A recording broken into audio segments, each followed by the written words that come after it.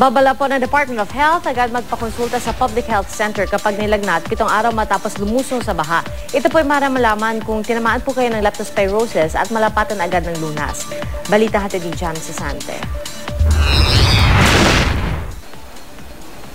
4 na araw ganito ang buhay sa mga bayan ng Minalin at Santo Tomas sa Pampanga. At dahil mula tuhod hanggang hita ang sinusuong na baha ng mga residente, marami raw ang nagkakasakit na sa balat. Sakit niya eh. Parang may alipungan na ako.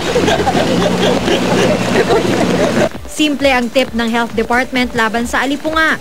Hugasan ng paa at ibabad sa pinaghalong sukang puti at tubig sa loob ng 15 minuto bago patayuing mabuti.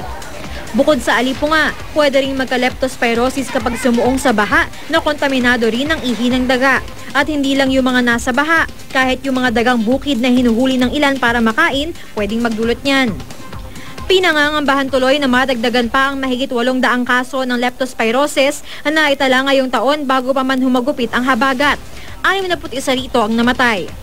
Kung maaari lang, huwag tayong magtatagal masyado o magbababad ng nguso sa baha. Mas maganda kung nakapantalon. Kasi kung naka-shorts lang tayo, madaling kumapit sa binti.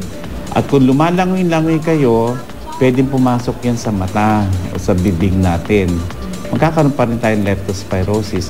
Kaya nga sa Tayuman, Maynila, kahit wala na ang bahang pumasok sa kanyang kainan, todo bota pa rin si Lota habang naglilinis. May baha pa rin kasi sa labas ng kainan. Napilitan ako magkuha ng bota kasi delikado rin marumi. Pero kung hindi maiwasang magbabad sa baha, maaari raw pumunta sa public health centers para kumonsulta at mabigyan ng doxycycline. Nagpakalat na kasi kami ng libo-libong mga doxycycline. Ito hindi para sa lahat kasi bawal yan sa buntis at mga batang wala pang 8 taon.